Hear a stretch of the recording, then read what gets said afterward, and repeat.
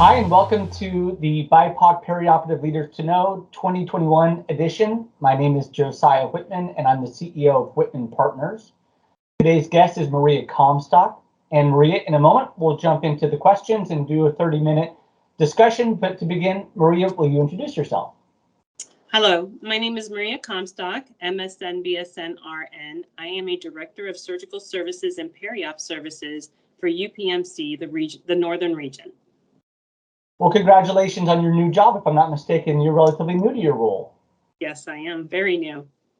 So what drew you into the medical profession in the first place?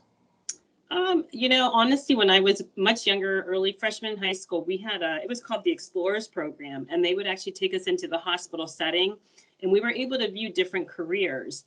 And when I saw nurses and what they did, I fell in love with it, and I knew at that point that I wanted to be a nurse.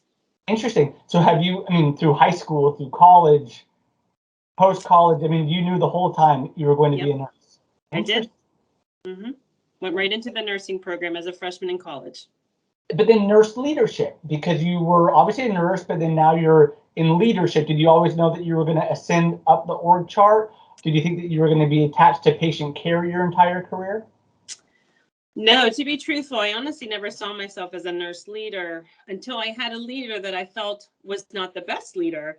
And something made me just decide at that point that I was going to pursue my education and that I was going to be a manager. At that point, that was what I was aiming at. But it was because of her poor leadership, I decided that I needed to go into school and become a leader. Okay, can you remember, without naming names, what it was that you saw that that didn't sit well with you? I think it was just the fact that there was not listening to the staff, taking ideas that the staff did as her own, and just not visible, and not really seemed to me that she cared of what was happening. And it sit really poorly with me. And at that point, I just never thought I would go back to school and pursue anything more in college education, master's program. And something in me said, you know what, I can do more. And I went back to school and I got my master's, and I continue to go and grow in leadership. I can tell that is foundational for you. It comes through for sure. Have you ever witnessed discrimination in the medical profession? How did you handle it, and how did it affect you? Yeah, you definitely see it. There have been ways that it's been handled appropriately, and there's other ways where it's just been kind of swept under the carpet, if you want to say. I've seen it just with my family in itself, going to doctor's appointments with them. So that's actually made me be much more advocate for pursuing equality, the inclusion. I feel that it's very important to treat everyone the same. Even as a leader, one of my mantras is be fair and consistent with anyone I encounter every day. Okay. And so how have you incorporated diversity and inclusion into your management practice?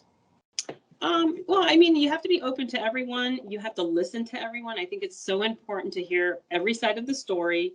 It doesn't matter who you are. I think it's important that I truly believe it doesn't matter what you do and what point. If you're the CPD tech versus an OR tech versus a nurse versus a surgeon, everyone's input is important and everyone's opinion is important. You must listen to everyone and be respectful. I think it's very important to truly listen to staff, patients, peers, doctors, and just show everyone the respect that they're entitled to, as I would want them to show me as well. Sure. So in other words, despite differences in income or stature, what their role is within the hospital, democratically, everyone gets listened to. Everyone's important. Everyone's feedback's important. Everyone's input is important.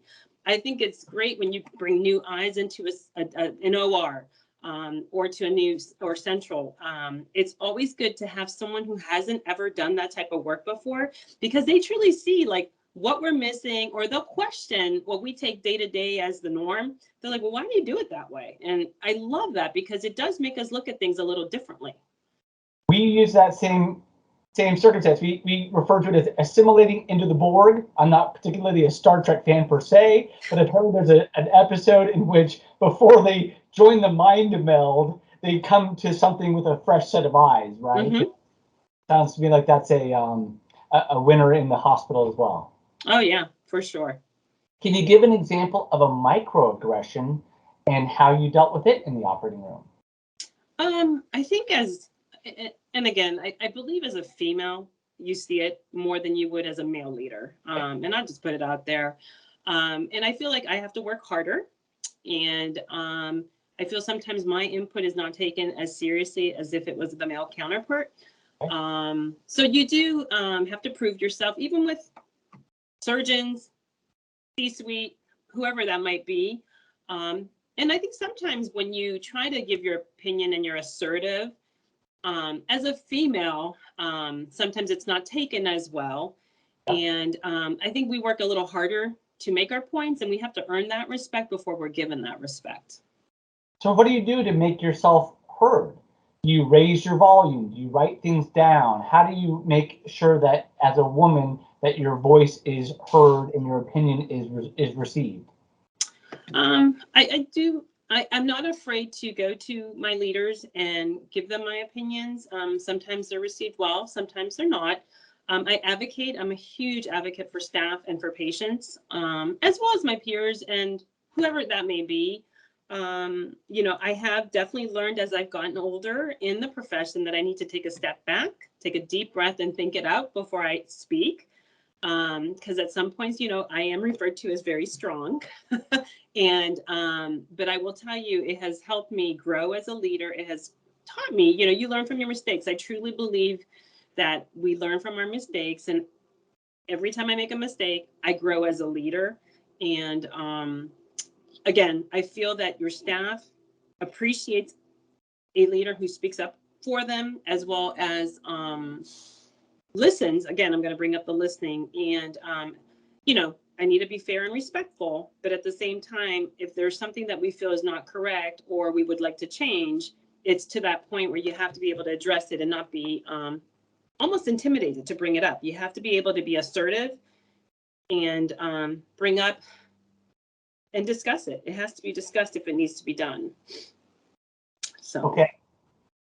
What are your concerns with the lack of diversity and inclusion in the operating room? And second question, how can the C-suite or the talent acquisition department or search firms like ours help improve the diversity and inclusion in the operating room? I definitely think there needs to be more diversity in the OR, as well as in Periop in general. Because as you learned growing up, as you learned through education, you're taking care of patients that are different from you. So you need to learn what their cultures are, what they believe in, what is appropriate for their care. I'm a firm believer that I think education is a big piece of it. Outreach. I think that we have to start earlier in these young adults. We should be reaching out in the grade school level. We should be going to the high schools. We should be having shadowing programs for these kids to come in and see what opportunities are out there. I know it impacted me. And once I went in a hospital setting, I would have never thought I would have done anything in the healthcare until what I got to see, what people do every day. And I feel that it's important to get to the kids at a much younger level. I feel that they do not understand what is out there for them. And, anybody, white, black, Hispanic, whatever, I feel that we need to start at a much younger age and get them interested and pull them in and see, hey, look at this cool robot that you could actually be working with all day. I don't know. I feel like we're waiting a little too late. And even the nursing programs, I don't believe that they're catered to the OR. They're more of an inpatient setting. I feel that there should be more periop. And we have to work with our schools and our colleges and try to promote that as well. Sure. Now, what was the name of the program that got you so interested in healthcare? It was called the Explorers. Do you remember how old you were? I think I was like either 8th grade. I believe it was 8th grade going Sure. into high school.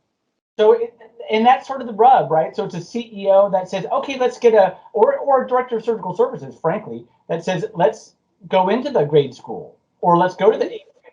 right? Yeah. And let's introduce the nursing profession. Let's bring them in so that they can job shadow, that they can see what a day in the life is like. But it's going to be 8 or 9 years now for that 8th grader to actually become a perioperative nurse. Quite a long time. So it's a little bit the long view, but I do see the point that you need to start early, right? Because there really Yes. isn't that. Does Explorers, does it still exist as a program? Is it like Boy Scouts or Girl Scouts where it's sort of No, the evergreen? funding got cut. The fund, we did a lot of that, like candy striping. Think about when we used to do that back in the day. That's gone too. There's no candy striping anymore. There's so many clearances you have to have, and that's the other piece of it. Even to have someone come in and shadow, they have to get cleared and they have to fill out the paperwork. But I do think there's a lot of opportunity starting, even if you do the Explorer program, and then in high school, we provide, even if it's once a year, something so that they can come into the ORs, into the peri-op arena, because it's not just the OR, even central, PACU, pre-op, there's so many opportunities. And then they can grow from there. If you can get someone in to start out, let's say as a nurse's aide, they go into the nursing profession, they can go into scrub tech. But till you're in there, you don't realize what we do every day. And some students find that intimidating, but others will thrive on it. And I just don't feel that we have enough out there to provide that education to let students know what is entailed with the peri-op arena, because there's so much you can do. You're talking about Behind the Red Line, if I'm not mistaken. You're talking about Periop 101? Yeah. Yeah, interesting. Do you have Periop 101 at your hospital? We do.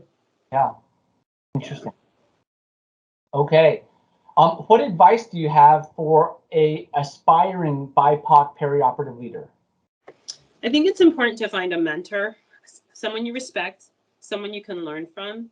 I think a mentor should be able to challenge you, provide you opportunities that help you grow as a person as well as a leader. I've been very fortunate. I had a very strong mentor prior to this new position, and she gave me one challenge after another, and I loved it. And then at the same time, like, what the heck? But I learned so much from her, and I thank her for that. And I think we as leaders need to be able to empower our younger generation that's coming through as leadership, because there is so much in healthcare right now is at such a crisis with staffing, with COVID. It is a very challenging time, and I think people are leaving the profession because of what we're going through right now as nurses as well as leaders. Sure. Well, so vaccine hesitancy is a big issue, particularly in the Black community, diverse communities as well. How would you advise how we handle vaccine hesitancy? Education is a big piece of it. Getting out to the communities. I think we need to bring the clinics to them, not have them come to the clinics. I think we need to start finding out our key communities that are disparate and have ourselves be available to them there. And the clinics have to go to them. In education, there's so many misinformed individuals out there, educated and not, which is interesting. But we're not going to get ahead if we can't get our population vaccinated. So do you have a vaccine policy in your hospital? In mine, yes, it's highly recommended. At this point, it's not mandated. Yeah. But there are places that are mandating it, and nurses are quitting. We're seeing that in the news every day, aren't we? Yes. Yeah. We went a year, and it's interesting because we went a year where, we weren't all vaccinated at that point, and with the proper precautions, we were able to take care of our patients. So we have to tread lightly, I feel, because we're not at a point right now that we can continue to lose staff. Right. It's very trying times right now. Yeah, staffing is so challenging. Oh, it's a crisis. It's a major crisis right now. Are you short-staffed? Oh, everywhere. Really? Oh, yes. Well, let's turn our attention to a fun question. What is on your book list? What book might you recommend that sort of informed either your BIPOC experience or your leadership? No Ego by C. Wakeman. But I will tell you a show that you should watch and stream. Ted Lasso. Oh, Ted Lasso on Apple. That is a great show. It's empowering. It's about leadership. It's about building your team. I recommend it to everyone. Be a goldfish. There's so much to take away from Ted Lasso. Oh my God, Ted Lasso you've watched it. I love it. Yeah. Absolutely fantastic show. Yeah. Well, that's terrific. Well, thank you, Maria. That concludes today's BIPOC Perioperative Leaders to Know with Maria Comstock. Really appreciate your time today. Thank you for the insights. Congratulations and keep up the good work. All right. Have a good day. Thank you. Take care. Bye.